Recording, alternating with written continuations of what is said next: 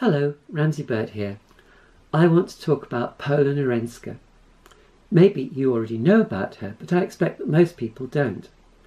I didn't until recently. If people have heard of her, this is most likely because of the 4 pieces she made at the end of her life on the theme of the Nazi Holocaust. Otherwise, this Polish-Jewish modern dance artist is largely missing from narratives about modern dance in the 20th century.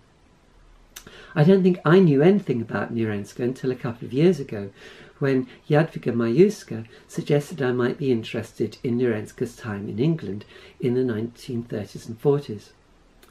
She was planning a conference on Polish choreographers abroad for the Adam Mickiewicz Institute in Warsaw. After postponements during the COVID pandemic, this finally happened online in September last year. As well as my paper on Nirenska's London years, Alicja Iwanska spoke on Nirenska's career before she came to England and the general background of modern dance in Poland at the time. Since the conference, I've gone on looking out for more information about Nirenska. So, why is she largely missing from dance scholarship?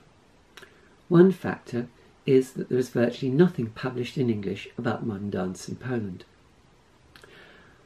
Also, considering Nirenska's London years, most of what's been written about dance in England during the 1930s and 40s has been about ballet.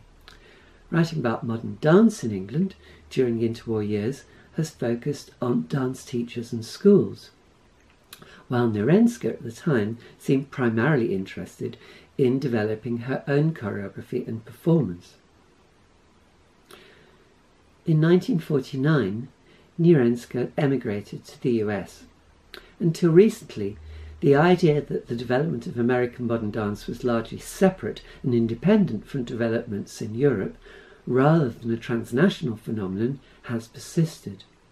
Apart from Hanya Holm, dance scholars have generally not looked at artists like Nirenska, who created significant work on both sides of the Atlantic.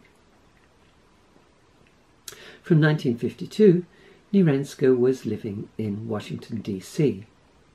While one might be regarded as a world-leading choreographer when one's based in New York, it's unlikely that someone will be noticed if they live elsewhere in the US.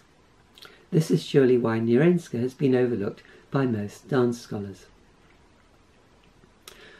So I want to talk about her to explain what I think is significant about her career. I'm going to make another video in which I'll give a short overview of her long life and career and the interesting connections she made with other dance artists during it. So if you're interested, look out for this, and meanwhile, thank you for watching.